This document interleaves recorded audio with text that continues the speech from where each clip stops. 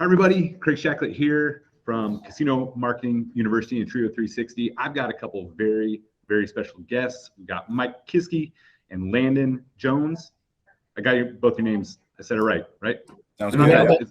Yeah, they're not very complicated names. I'm the one questioning myself. But these guys are the founders of MaxBet Media. This site is on fire. This media empire, I should say. I know it. You guys first came on my radar with the podcast with Kevin Sweet. I've known Kevin for a while, and I remember just seeing it pop up, and I'd listen. I'm like, man, these guys are great. I love the podcast. So this is really a treat for me to get to interview you guys, hear a little bit of your story, and then learn more about MaxBet and where y'all are going. So, guys, welcome. Hey, thanks for having us, Craig, man. It's fun to be here with you. Yeah, thanks for having us on the show. All right. Well, why don't we start with Mike? So, Mike, I know we talked a little bit before the interview. You're born and raised Las Vegas, and then I didn't know until now, you were a four-year letterman at UNLV. Yeah. I grew up here in the Vegas Valley, and then stayed home. I was fortunately born in a gigantic frame. So I'm 6'6", 300 pounds. So there was one future for me, and that was football. So I played that, and I was lucky enough out of high school to get recruited. Couple different schools, but ultimately the winning salesman was Hall of Fame coach John Robinson, who came and sat at my parents' dinner table and said, listen, like, you got some big offers or some potential offers from other schools, but those guys aren't going to treat you right. They're not going to let you play. You're not going to see the field for a couple of years, but if you come play for me, like, you'll be on the field basically from day one. And he was right. So I redshirted and then started all 4 years here in UNLV and made a lot of connections, had a blast doing that, and that led me to gaming. So from there, I joined the gaming industry and just started the climb there. Well, I feel like we could do a whole nother podcast on your football stories, but I guess real quick, were there any players that you had to block as an offensive tackle that you're like, oh my gosh, this guy's next level, that ultimately made it to the NFL? Yeah, so there was a guy. So when I was a freshman, we played against Wisconsin, and they had a defensive end. So I was playing tackle. They had a defensive end named Erasmus James. So there's a few guys that made the pros that I played against, but he was one that sticks out because, I was a freshman. I think he was a senior at the time. So the skill gap was already there. And then you add in the age gap, and it's even bigger. And I hated this guy. He was all pro, Big 12. He was drafted, right? He sounds big. He was a big guy. Long arms, like just hard to block, hard to deal with. And then, but he redeemed himself because I'm a Raiders fan. So he ended up being drafted to the Raiders. So I was like, all right, I didn't like the guy because he embarrassed me on national TV. But then now I like him because he's playing for my team. So yeah, all good. But he probably sticks out as the guy that I would say was giving me the most fits. Now, so out of college, you went to work with one of the big casino operators in town. Yeah. And then you ultimately, and it didn't take long for you to transition to the vendor side. So what attracted you to the vendor side versus the property side? I mean, I was 22, 23. So the answer at that point was just cash. I mean, it was one of those where I was working for, MGM Resorts, MGM Mirage at the time, and had a great job doing different PR and looking after all their food and beverage kind of media. And then, I wasn't making a ton of money. I mean, I thought I was rich at 22, having a steady check, right? But then friend of mine who worked at the time, was called Bally Technology, said, hey, we got this job opening in product management and think you'd be good at it. I go, okay, full disclosure, I have no idea what that even is. Like, I don't even know what product management is. She goes, no, don't worry. Like, it's a personality they're looking for. They'll teach you the job. I said, all right, well, what's the pay? And she goes, well, it's basically $10,000 a year more than you're making now. I go, here's my resume. I had it. Like, I'll give it to you right now. So I went in and passed the interview, fortunately, and then started working on the vendor side in product management. Well, and I know you obviously had a lot of success on that side, and I think we can get into that in a little bit. But why don't we switch over to Landon? Because ultimately, I think your stories will weave together, and then we'll get to MaxBet. But Landon, I think you and I, we may be this call may have all of the former American cruise ship casino hosts. Oh boy, we may be the only two. So we're in a very exclusive club. Which is awesome. And that was actually your entry into gaming, right? Was getting into the cruise ship and the casino? Like, I went to I wanted to own a casino since I was just a young lad. My dad took us to Vegas for a trip. I grew up in Park City, Utah, and his business was out here. So he took us to Vegas. I was just a kid. I was enamored by the lights, and just by Vegas as a whole. And I said, that's what I'm going to do when I'm older. I'm going to go own a casino. That was my goal. And I don't want to own a casino today. But that kind of threw me into the gaming business. Yeah, I know too much. But yeah, I went to UNLV when I graduated, Park City High, and I studied hospitality with some focus on gaming and timeshares, oddly.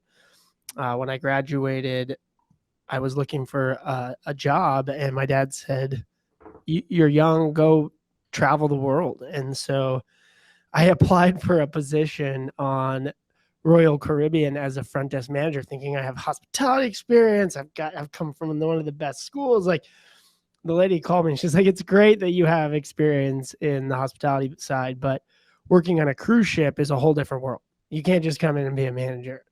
I was like, well, if I'm not a manager, I don't want to do it. And she's like, well, we're actually calling you because we see that you were a host at the Bellagio. And they made a mistake because I was a cabana host at the pool, not a casino host. So they thought I had casino host experience, which I had a good idea about casinos, but not being a casino host. And they wanted to hire me for the casino host position. And, you know how it was your first day running up to the cruise ship with your big bag. Like, I'm not going to see anyone for 6 months. What am I doing? So I'm sitting there getting ready to get on a ship. And I'm like, I have no idea what I'm about to get into.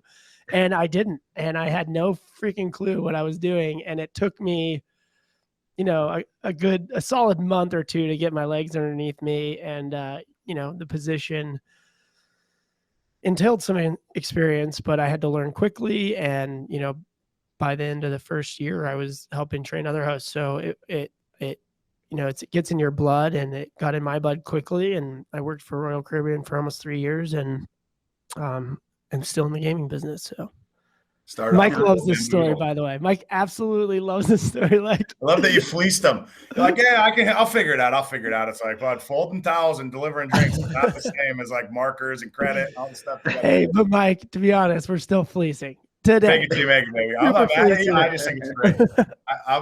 Listen, I'm not judging you because I think that's how you got to get ahead sometimes. But I'm just laughing. I'm like, oh man, yeah, what a guy. So actually, I'm going to turn this around on you, Craig. How did you get the job as being a casino host on a cruise ship? Because that's not like your average, job search on online. So it's kind of an interesting. Yeah, it's funny. I was at Harrah's Tahoe, and I signed up for the Peace Corps, and I had like a 9-month gap between like when I was signed up to the Peace Corps and then when I was going to go. And I went and I had to get this like very extremely thorough medical exam, very uncomfortable to get into the Peace Corps. Jeez, and the guy was like, what are you going to do for the next 9 months? I'm like, I don't know, like live with my parents. He's like, why don't you go to Tahoe? I was in the Bay Area. Why don't you go to Tahoe and ski a little bit? Like, all right, yeah, that sounds good. So I go up there. I find like a house on Craigslist looking for a roommate, go up there, and I got a job at the ski resort as an auditor, which is like, if there's one of those personality tests you take and like the perfect job, that would be at the opposite end of the spectrum. And I remember first day on the job, the lady's like, gosh, I'm so glad I got somebody responsible. The last person quit after 2 weeks. I lasted 2 days and I quit. And it's like, well, new record. Yeah, new record. And so then, my sister knew somebody at Harrah's Tahoe, got me an interview, got the job, and I just like loved the casino business. Like, what am I doing? So were you a host at Tahoe, like when you went to the casino? No, I was actually in the database marketing side. So I did like some front of house stuff because it's kind of a rotational program, but mostly I was behind the scenes. So, but it wasn't as big of a jump as Landon had. Cabana. So anyway, I applied. So you bamboozled less, is what we're saying. Less of a bamboozle. Yeah. Long story short, it was when. But he had to learn the same program that I did. Like, here's the thing about working on a cruise ship, Mike. Yeah. It is a whole different world. It's not the job that's the hard part. It's the living. It's the breathing. It's like you get thrown into living with 90 different cultures, right? I mean, everybody has different ideas of what respect is. Everybody has ideas. It's just wild, man. It's a culture shock. It's like a life shock. And then it's a work shock. I mean, for an American we don't work like these guys on cruise ships do. Like people from the Philippines are coming over that are used to working 7-hour days, 12-hour, 7-hour day, like work weeks, right? Yep. You work every single day. You live in the bottom of the ship. You eat with the crew. You sleep with the crew. Like it's a culture shock. Am I right? Yeah. Am I right, Craig? I mean, it's wild. Like that's a whole other learning curve. That was the biggest thing for me, was like just not having, it was such a bizarro world. Yeah. The thing I missed out most was like another American to like talk about, like, isn't that weird? You'd notice that? Like somebody else right? would just be like, talk, let's like make jokes about how weird this is. But there was nobody to make the jokes with. So that I just got kind of lonely at the end of 6 months. And the poor Russian kid didn't get the joke. So you're like, it's not weird to him, right? So it doesn't connect. Yeah. That's funny. But yeah, Landon, I 100% agree. Like the work ethic, I think that's one thing I appreciate about that contract, was getting to see a lot of places for free. But then second is like, you get forced to push your limits from a work perspective, where I remember there's some days where I like literally thought I was going to pass out at the desk, and you just kind of push through it. And I'm like, well, okay, I can work hard. I don't know. It was kind of a confidence builder for me. But and you have to shave every day. Your suit has to be ironed every day. I mean, like it's military, bro. And I said, as soon as I got off my first, like when I finished Royal Caribbean, I said, I'm never shaving again. And I think that's held true. I've never shaved my face fully down to the skin since my time with Royal, because it was just such a pain. Like every day, you'd get in trouble if you had a little stubble. Really? Oh, yeah. Somebody with a ruler. Throw you right off the ship for sure. Did you ever have an outbreak of norovirus on the ship? Multiple times. I had norovirus. I mean, so what is that? I don't know what that virus is. Is it basically like hell. a cold? Or? No, it's like the stomach virus from hell. Okay. Essentially. I mean, it's prune juice challenge levels of stomach stuff. Yeah. And then you have to get treated on the ship infirmary, which is like, I had this old Filipino lady who was about 90 years old. She was the doctor, and they put you on an IV. She missed my first vein, hit it again. I started squirting blood. And then she's like, I have to use your other arm. I'm like, you just my entire, sorry, I don't know if I can say language you just messed up my entire arm over here. And now you want to start messing this arm up. Anyways, fun stories. Cruise ship. Well, cruise ship life. Yeah. We have to do another podcast on just cruise ship life. Yeah, we could. One question before we move on. What is one thing about ship life that you missed once you left? I think just the camaraderie of living and getting to experience, different people from around the world. Like I had friends from, to Mike's point, Russia, Philippines, Eastern Europe, South Africa, Canada, all over the world. And it was just really cool to be able to live and work with people from all over the world with different cultures. I really missed that, and the traveling part as well. How about you? I think the food. I'm like super into like Indian food and ethnic food. And I don't know if Royal Caribbean was the same. I worked on Norwegian, but they had like 3 cafeterias where there'd be crew and then staff and then officers. And I would always eat in the crew because they had like all this crazy Indonesian food and stuff like that. So, I mean, the things you mentioned, of course, but the food is one thing. I'm like, I just loved having that cool ethnic food every day. Yeah, food was good. We could eat with the guests in like in the restaurants around the ship as well as a host, which was cool. So food was good. So I don't know if this was a bamboozle job, but you got off the ship after 2.5 years and then you jumped right into valleys and sales, or tell us about that transition, because I guess real quick, a lot of people I met when I worked on the ship had been there for 5-10 years. And I'm like, do you just love it? And like, yeah, I kind of like it, but it's also hard to get off the treadmill of like constantly signing new contracts. And so how did you get off and get into the vendor side? I'll admit, honestly, it was an awesome dream job. I loved it. And that was a big fear of mine. You see friends of mine that were in it for 10 years and I go, I love this job, but I don't want to be stuck doing it for the rest of my life. And I actually met a guy on the cruise ship who helped design like player tracking systems. And he was kind of in the vendor space. And he's like, why are you in the operations side? You need to get in the vendor side. I was like, because I want to have fun. He's like, are you kidding me? The vendors have more fun. They go to all the games. They go to all the restaurants. And he said when I was ready to get off the cruise ship to email him, and he would set up a job interview for me in Vegas. And so off one of my contracts, I emailed him, and I honestly just picked up and moved my whole life over to Vegas, just confidently knowing I was going to get the job that he set up the interview. And that was at Shuffle Master at the time, which was Bob by Bally, which was merged as Scientific Games. And I got the job as like a associate AE selling table game products to casinos. And it just kind of like spawned from there. So that's the short story. Okay. So now both of you are in the vendor space. So when and you guys obviously were successful. You both had, progressed and got promotions and took on bigger territories. Where did your paths ultimately cross? Sorry. I got it. Yeah. So it's funny because for me, so I climbed a few different things, made a few jumps, but I found myself when I met Landon, I was the vice president of sales for Interblock Gaming, which was electronic table games and, and electronic table products. And I had the Western USA at the time. So I was covering the West, and I had a team, and the lady on the team that was covering Southern California at the time was, kind of the way it works is she kind of manages the day-to-day and then brings me in to kind of have the higher level meetings every so often. And well, she looked like her most common celebrity confusion was people thought she looked like Cameron Diaz. So because I'm a big guy and she looks like a celebrity, everywhere we go, what is that? Is she famous? And is that the bodyguard? Like, it was very confusing. So we go to one of the casinos there, and it just so happened that my meeting and her with the customer was right before Landon, who was working for AGS at the time, where they were next. And so we were all on the floor chatting, and then Landon and his boss, it's our friend Robert Perry, walk up, and we just all say hello. And so I can let him tell his half of the story. Basically, we were just like, hey, good to meet you guys. We're going to go. But he liked Cameron Diaz's doppelganger so much that he eventually said, hey, get those two out to dinner.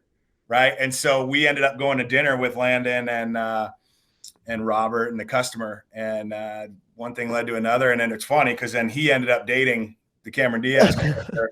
And then Robert, who was the head of sales at AGS at the time, ended up hiring me. So out of that one dinner, he got a girlfriend, I got a new job. And just kind of, and eventually what else could you ask for? Well, that was it. That was the best dinner you can ask for. Yeah. A promotion and a girlfriend and a steak. I mean, what more do you need? Yeah. That was well said. So that's how it all came together. Yeah. Okay. So Mike, you jumped over to the same company as Landon, and then were you two working were you on the same team or? Yeah, I was his boss for 4 years. Okay. And so according to legend, I'm the only one that's ever been able to organize him into like cohesive, communicable objectives, right? Like he's a big ball of energy. So, I mean, he'll tell the other side of it, but yeah, it was, so we rolled together about 4 years at AGS where, again, I was VP West and he was running California and corporate accounts for us. Yeah. Landon, why don't you pick up, like fill in any gaps and then start talking about how, and then tell us how MaxBet started to come about. Yeah. Yeah. MaxBet, there's so many things for starting MaxBet. But the main one was Mike and I traveled a ton around the country talking to casinos, and every time you kind of sit next to someone, you start the small chat before the plane, and I'm like very well known for always chatting with people, as Mike knows. And so anytime people are like, what are you doing? You're like, oh, I'm in the slot machine business. We sell machines to casinos, blah, blah, blah. And everybody always perks up right away. It's like, holy cow, you build machines, your company builds machines, you sell them to the casino. Like, what's that like? What's the, inner workings of a casino? Because I feel like the casino industry in general is so aloof to the rest of the world, right? It's this kind of like hidden, mystified kind of like industry. And so you end up talking to people for 2 hours, 3 hours, all about what you're doing, and they're just so fascinated by it. And so I've always been kind of an entrepreneur.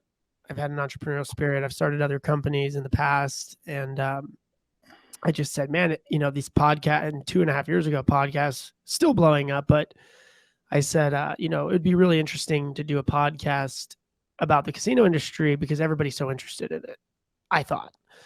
And so I was like, I'm going to start a podcast talking about my life in the casino industry. Everybody's going to want to hear that. And so I started doing research on podcasting, and a lot of the research that I did said, you should have a co-host. It's better for like the synergies of the podcast. And so I started thinking, like, who would I ask? I asked literally 50 to 100 people. Everybody's like, no, man, good luck. Have fun with that. Go do that on your own.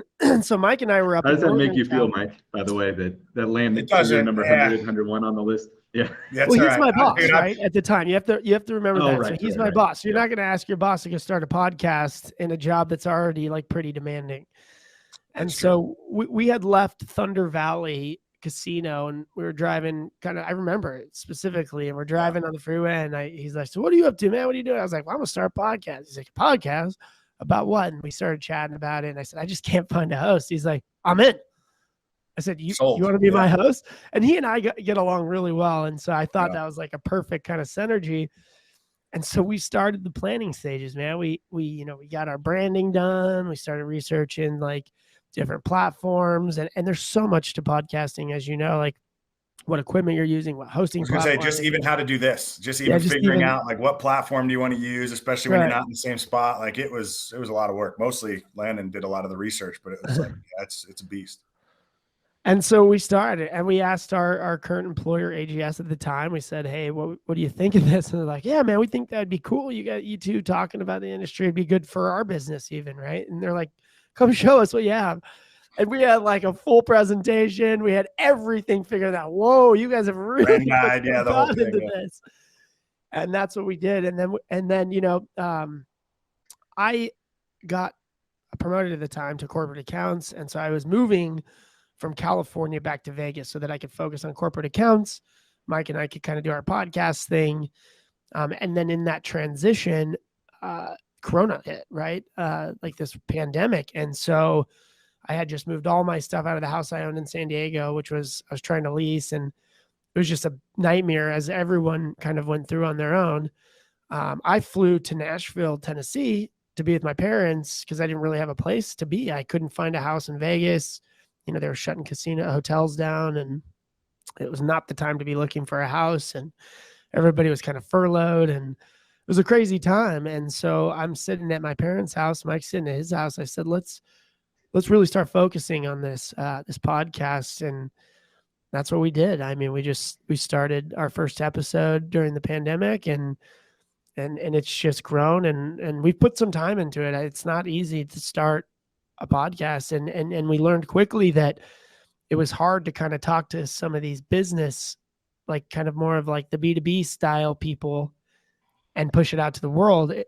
Our podcast ended up being a business to business podcast, and it's just been really industry focused. And then from there, we started learning a bunch of different things in the industry that we're missing. And I mean, he and I learned, like, for instance, he and I have each been in the industry for 15 years apiece, and we thought we knew everything. You work in operations, you work in table games, you work in slots, like you have a pretty good, like, holistic view of the business. And then you start podcasting and talking to like sports betting analysts and, AI guys and, these the Wall Street developers. guys. Yeah. And you realize you literally know nothing. And so we started to learn. Yeah, go ahead, Mike. It's super humbling. That's what I was gonna say. Like when you're doing the pod, and Craig, I don't know if you found this for yourself, but like for us, it was like we come in going, hey, we got the creds, right? Like we got 15 years each, and people kind of know who we are. We're not famous, but people go, oh, I know those guys, right? In gaming, and you see this, like it's a small industry. So there's a lot of people, but it's a small industry. So people go, yeah, those two, they're one of us, right? Like they're in the biz. And so we had that at least. And so we say, we'll do it. And then it was probably episode 2 or 3 that we were just sitting there going, I didn't know that. Tell me, like you were literally just learning on the air because you're going, oh, okay. Like I thought I knew what you were going to tell me. And then I have no idea. So you're just going, all right, well, teach me that, right? In front of everyone basically. And so, yeah, it's fun. And it's now what you know is that you don't know anything like about all the stuff that's going on. Like even Craig with what you guys are doing, like I never heard of it. And I don't mean that negatively. I mean, I'm not a big enough player probably, right? It's just wasn't the world I was in. But then all of a sudden I'm going, wow, that's a pretty big program you guys are running. It's a pretty big world out there for a whole part of the gaming industry that's thriving that we had never even heard of, right? So you realize your little bubble is very, very small when you get into this thing. Yeah, and I'll just echo what you guys said. I find more value doing this podcast is more like I'm just scratching my own itch because it's just so fun to learn from all these people. And I think the casino business is unique in the sense that it's not just restaurants, because there's restaurants in the casino business, not just hotel, it's not just sports betting. It's like its essence, it touches so many different industries. You guys can interview 1,000 people and still probably learn new things every day. At least one, at least something new every interview. That's for sure. This industry is changing so quickly, and even in your space, you've got online gaming. I mean, virtual gaming, and so you got to keep up with it. It's always changing, right? There's like the general like foundation of it, but those little nuanced things they're changing daily. I mean, I can't even tell you enough. Like Mike and I, again, like we're like, oh, this is where it's going, and it's like, nope, this is how it went, or how like the first progressive system was created, or why certain things are the way they are with cashless gaming. I mean, it's just so constant. It's so neat and fascinating, and we're so far behind technologically that we're starting to catch up with the rest of the other industries. And so it's even a bigger change happening like right before our eyes. And I think a lot of that is due to the pandemic. But that's a whole nother subject. But it's a really cool industry, and it's fun and ever changing. So the podcast started with you leveraging your connections and your industry reputation and really focus on B2B. But now, from what I understand, you guys are broadening to go more B2C. Why don't you talk a little bit about kind of your plans for where MaxBet's going? Yeah, it's interesting. So, doing the podcast, put yourself out there. The thing that probably took me by surprise was how many people approached you now, right? Because they go, oh, I heard what you're doing. I got this idea. You want to talk about it? Or, hey, I got this. So weirdly, that happened with Landon. So we were doing the podcast, and then Landon met who are now our business partners.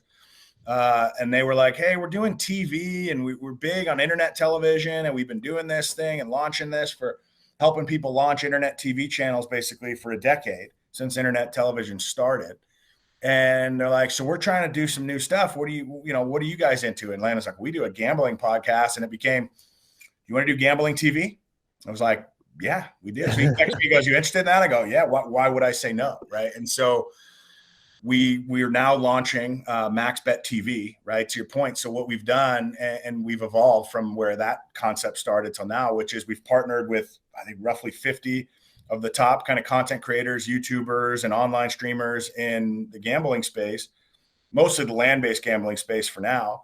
And we've said, let's bring them all together and let's create a 24-hour kind of curated television network that people can tune into and watch, and then get introduced to potentially new creators. Because a lot of times you'll follow one or two, and then you realize, oh, there's 50 more people doing this. Like, they don't all do the same thing. Like, some people do really high limit, some people do low limit, some people are educational.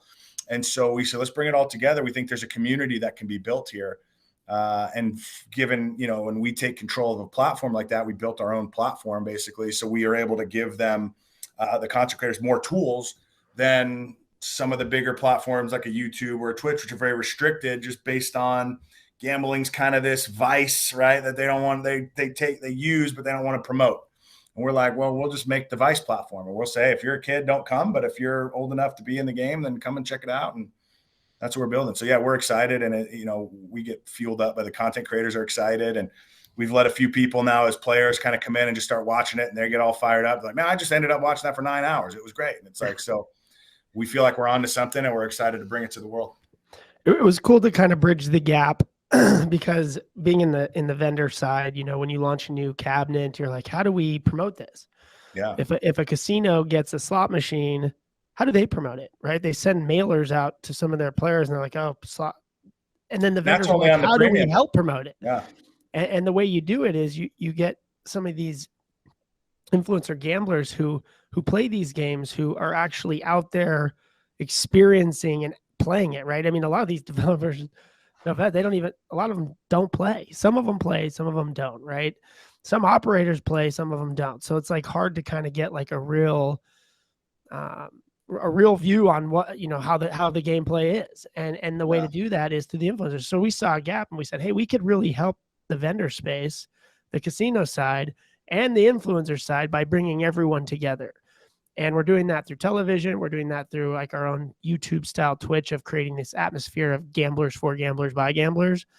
And then we're also doing another cool project where we're taking a bunch of influencers and taking them on trips. One is going to be with you and kind of filming and documenting it and showing the world like what it's like behind the scenes, what it's like on the scene, and what it's like kind of, it's like the podcast in real life, essentially, in film version. Yeah, getting some behind the scenes kind of thoughts on stuff like that. Because I mean, a lot of times you might see like one of our friends, and he's helping us with the network, is NG Slot, right? So NG's top, YouTube content creator for slots, and he's famous. I mean, he gambles $50,000 to $100,000 a session. I mean, here's a guy that goes in high limit. I mean, maybe someone's out there betting higher limits than him, but I don't know it. And it's like, so what do you think when you're doing that? Like at some point, it still has to be nervous, right? I mean, he's not a billionaire, so it's not like he's sitting there going, I don't care about $100,000. He's a real guy, right? So you're going, what do you go through a mindset change to get into the mode to go, okay, I'm about to put 100,000 on the table and see where it takes me, right? And like, so just getting insights like that, because look, some of it's like voyeuristic, because I'm never going to have the 100,000 walking in doing high limit. That's just not my program, right? And so, but I'm like, it's fun to watch him do it. And then some people just go, yeah, I want to learn what he's thinking, because maybe I was debating whether I bring $5 or $10 grand in, and now I realize what it takes or what the role. Or $5 and $10, right? Well, $5 and $10, whatever. But like, honestly, the level of risk, the mindset's probably the same, right? Yeah. Like if your budget is that $500 would hit you the way 50,000 hits him, like it's still the same impact, right? It just happens to be the numbers are different, right? But yeah, so that's the fun stuff now that we're learning. Like, oh, how are the players feeling? How do they react? How do they pick the games they play? Like, what is it that makes them walk through a casino and go, that one, right? And so it's fun. It's fun learning. So where are you at in the process of launching it? Because I'm pumped to see it. And we're in what we call beta. So we have it stood up, right? So MaxBetTV.com exists. We're working on some things now. So we're like testing different things. So you'll kind of see some, day to day it might change, but and then it's on Amazon Fire right now. And then, on your mobile phone, Apple and Google. And then as we go in the next couple of weeks, we'll be in LG and Roku and Samsung from TV, Apple TV. And then that website will just keep ramping up features. We're going to be adding some social media style features to the site. So in addition to just creating a channel, you can now kind of interact within the community, because our goal really was to build a community. Like we wanted to say, look, gamblers do not need to go outside, right? Like, the old smokers thing where it's like, hey, smokers, get the hell out of here. And it's like, I get it, lungs, things, stuff, but gamblers, we can be, it's okay. We're normal people. Like, we're not going to rob your house just because we like to play blackjack, right? And so it's like, so we shouldn't be treated that way online, right? You shouldn't be like, oh, we don't want to promote the gambling. We don't want to put the gamblers forefront. It's like, look, yeah, we do, because there's a community of good people that have fun and gamble responsibly, and they know their limit, and they do, they're doing this the right way. And let's give them a home to kind of meet each other and showcase what they're doing. It's kind of turning into a network as well. I mean, we already have Channel 2 starting, which is an all poker channel, cash live poker, $100,000 real poker hands from Hustler Casino Live. We got a third channel coming. I mean, it's just kind of like it's building. It's, as Mike says, if you build it, they will come. Yeah, I think what we were looking at the beginning, so when we drew, and I don't know if Landon has a picture, I'm sure somewhere we have a picture of this whiteboard where we were whiteboarding, like, what's MaxBet TV? So you write it in the middle, and it became this big, like, spider diagram, and saying we should be a TV channel or network, however you want to look at it, that does everything a casino does. Because to your point earlier, you were saying, look, it's not just food and beverage, but there is food and beverage. And it's not just UFC fights, but there are fights. And it's not just concerts, but there are concerts. Like, so it's a little bit of everything. And then yes, gaming obviously is at the heart of it. So that's how we're eventually going to grow our channel and say, like, we're talking to folks right now that have fights that we could potentially push through our platform. And then we're talking to food and lifestyle folks that can bring their own flavor to the channel. And then we have some cool, really cool big name music partners that are looking at saying, well, we could create some music stuff for you guys and have like a artist to be discovered type of deal where casinos could potentially go and recruit future acts for their casinos. Right. And so it's really, the idea is, like Landon said earlier, it's a place for gamblers. Right. And that doesn't just mean gambling. Like, it means all the things that gamblers like to do, which, as casinos have proven, is eat nice food and gamble and obviously watch some fights or some shows or whatever it is. And so that's what we're going to be doing. That's what we're doing now. I absolutely love the vision. Oh, Landon, sorry, go ahead. No, you go ahead. Honestly. Yeah, no, I was just going to say, I absolutely love the vision. I love the branding. I mean, I think you guys did a phenomenal job with the logos and like just your set and even that wall that you posted on LinkedIn recently. I'm just very excited. and bullish on where MaxBet is heading. So how can everyone listen to this? How can they learn more about MaxBet? How can they follow you guys on social? Yeah, so to check out the site, see the live stream, check out the videos on demand, that's maxbettv.com. So pretty straightforward, MaxBet TV, all there together.com. And then if you like listening to Landon and I chat, our podcast called the MaxBet Podcast. You can find that on YouTube, Apple, MaxBet Google. MaxBet Media is the tagline on YouTube for our YouTube channel. You'll see our faces on it, so you'll know you're in the right place. Yeah, you can. And then we're on all the platforms. So like if you looked under, like if you're an Instagram user and you want to follow us, it's the same, MaxBet Media and/or MaxBet TV will get you to us. Yeah, I'm going to turn this around on you, Craig, because it was kind of it's super rare, one, that we were both American casino hosts, right? That went and worked in cruise ships and were similar age. How did you turn that around into doing what you're doing now? Like, how did you say, I like taking care of casino hosts? There's got to be a way. What's the URComped origin story? There's got to be a way where we can take land-based people and put them on cruise ships and I can make business out of it. Like, how did that come into your head? So, well, I'm going to come out to Vegas. I'm going to be on, I want to check out your sets. I want to steal all the thunder. But essentially, it was really the idea for the business came from working on the cruise ship and seeing, I don't know if I'm assuming it's the same with Royal as it was with NCL, where I would get a list. Yeah. We didn't have a ton of junket business. It was really just, I would see the list of the invited guests that were cruising for free. And then, but inevitably every cruise, this was 2008, there'd be just as many players that had paid full price for the cabin, but just like showed up and were gambling more than the invited guests. And the only reason they weren't comped is they weren't in the database yet. No one knew who they were. How do you bridge that gap? And then you run into, of course, casinos aren't sharing their player information, like, because that's proprietary. They spend a lot of money to acquire those customers. They're not going to share that. But because I worked in database marketing at Harrah's, I knew really well that basically that Excel spreadsheet of like players from $50 to $100 a day get this, and players from 100 to 200 get this. And it was really like the proverbial like light bulb went off one night. I was just laying in my cabin bunk bed and just thinking, and it clicked where it's like, well, if people send pictures of their offers, we could figure out what they're worth, and then we could use that worth to get them offers at different places. And it really was just the idea. And then it was about building the business around the idea. And that was a whole nother multi-year journey to get the partner. Yeah. So that's the story we'll get into. When you're sitting where Landon is. Yeah. Yeah. You'll be right in this seat. Exactly. I can't wait. Well, I'm glad you didn't stay in auditing, man. Oh my gosh. Yeah. But guys, this has been so much fun. It's so I'm looking forward to part 2, and everybody that's tuned in, stay tuned also for an announcement on the MaxBet cruise. We should have details on that in the coming weeks. And anyway, guys, congratulations. I'm going to sign up for MaxBet TV and follow on all the platforms. I can't wait to see where this goes. Perfect. Yeah, we appreciate you, Craig. Thank you. Appreciate it, Craig. It was fun. All right. Until next time. Cheers. Right on.